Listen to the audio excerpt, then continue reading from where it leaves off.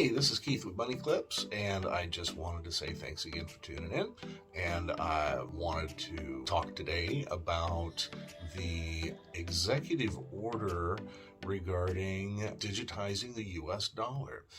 There's been some discussion about it from many different sources, but some learned, some not. While I am a tax and financial professional, I am not talking about this from the tax side. I'm more about talking about this from the hypothetical policy side, as far as when I say hypothetical, what could happen. Now, there's good sides and there's bad sides. Personally, I don't believe cash is ever going to go away. I don't think that there's enough people to trust the government 100% to mine the store properly on this, because here's why. And it's not to say to point a finger at the current administration or the next one or any administration in particular, because I honestly believe things have been, already started going this way globally with China, with other countries, and the U.S. is just thoughtfully, following suit, because cryptocurrency seems to have found its legs. And there's a lot about blockchain. Yes, there's a lot of anonymity with, say, Bitcoin and other cryptos to a certain extent.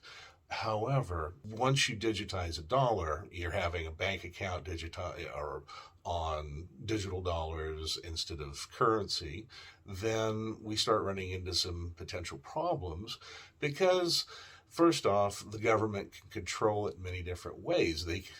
Some of the concerns are that there could be it makes it easier for the government to track your individual purchases. Now, again, with existing cryptocurrencies, that's not the case. However, if you have a digital dollar in a registry, they can follow you. They can follow based on your account. They're generally going to have the know your customer policies in place in a similar fashion to a bank, and they're going to know. And so most of us, we're not doing anything nefarious, but what if we want something that the government just doesn't like? That's one of the concerns, because they can actually stop a purchase. There can be also time-limited amounts of money, say, the stimulus amounts that we had received in the last couple of years during the COVID pandemic. Well, that money, theoretically, if we had something similar in the future, or even with things that currently exist, like earned income credit or child tax credit, they could say you have 1 year or 6 months or whatever it is to spend it. Otherwise, it vaporizes.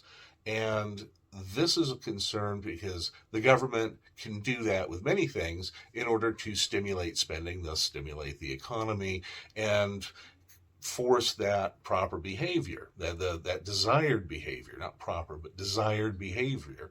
And the government could then reap a certain benefit. But what about saving? What about setting aside some of that money for retirement, for an emergency fund? All of a sudden, that becomes a problem with those dollars. And then how do we track if it's those dollars or what we've earned and happen to be paid in digital currency that isn't so marked? Blockchain could probably differentiate in some way, but we haven't done that yet. It hasn't been implemented. It won't truly be implemented, I don't think, to this level for at least 3 years.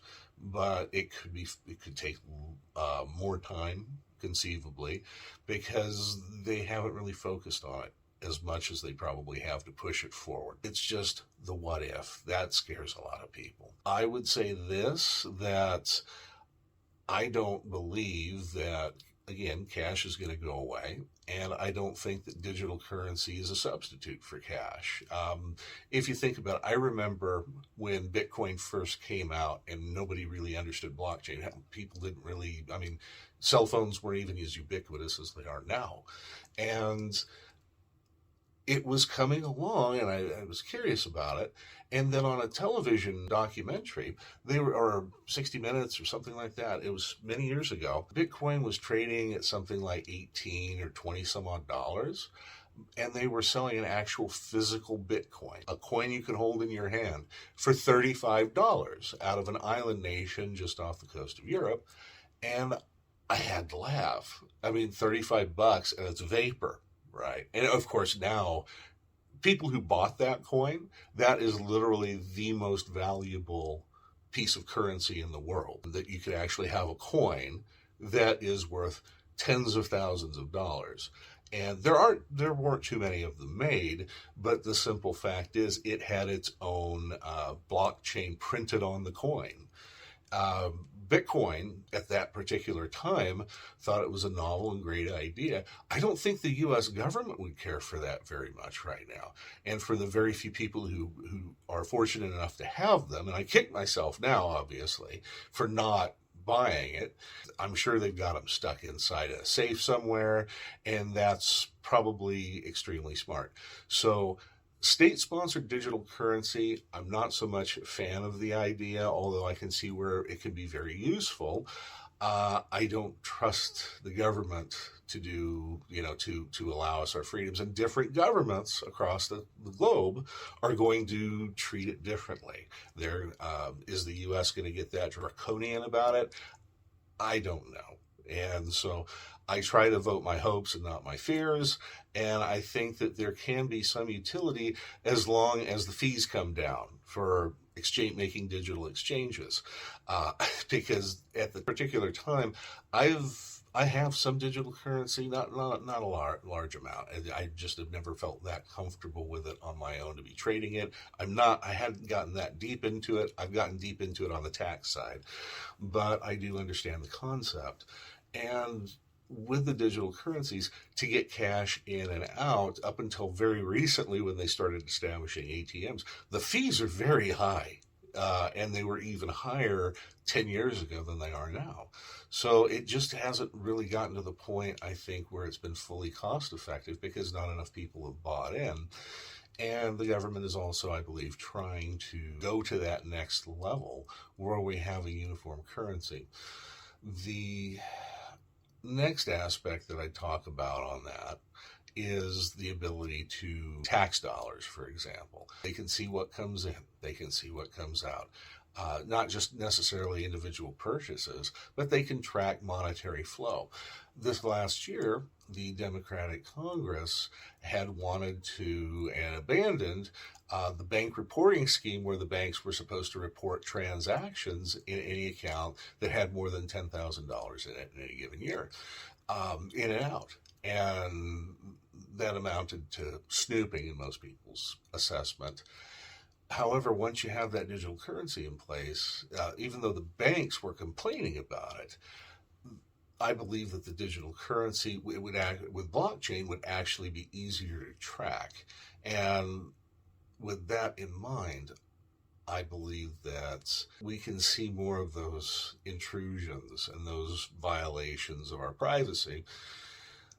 However, there is some utility with it. As time goes on, and if it is widely adopted, then transactions can come and go a lot smoother. I believe also that they can monitor us a little bit closer too as we're transacting with each other. Well, he got $10 from so and so. Well, yeah, that's taxable, isn't it? And then it's up to us to file a return to disprove it or to answer to an auditor to disprove it. And that's really not where I think anyone truly wants to be. How accountable do you really want to be on every penny that comes in and out of your bank account? Because that's what you're going to actually have to be able to do, is to categorize and monitor and track each of your accounts to that level of granularity if we really do go fully digital. So it's a little bit frightening to think about, in my view.